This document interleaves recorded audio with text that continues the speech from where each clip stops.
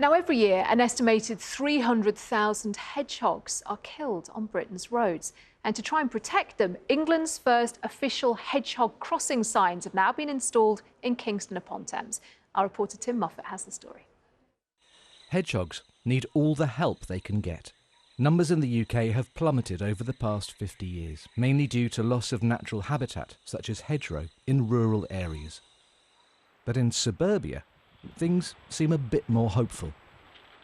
There's lots of small, simple changes that you can make to the garden, starting with things like hedgehog highways, the little gaps in fences, wildlife-friendly features, so things like log piles, leaf piles. All of those are going to encourage hedgehogs. And what we're seeing in urban and suburban areas is that there's more and more people making those changes, and we're seeing that slight recovery. So actually, it's having an impact.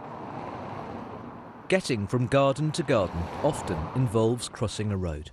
These are the first official hedgehog crossing signs approved by the Department for Transport to be installed. 4 were put up in Old Malden in southwest London last month.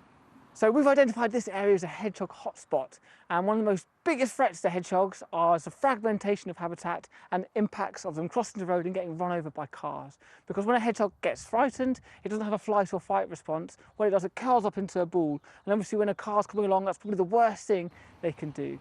It's estimated that as many as 300,000 hedgehogs are hit by vehicles in the UK each year, and sadly those animals rarely survive. Vets and animal hospitals are more likely to see hedgehogs with other injuries, especially in the summer when we're gardening. Most of the hedgehogs that we have, they are injured by streamers. This is one of the hedgehogs that arrived with a streamer injury. By the time he arrived, the back foot it was broken. The amount of damage, it was unsolvable. So we amputated the foot, and now he has a stump. So what's the plan now? So we're going to try to find a secure garden where he can live the rest of his life.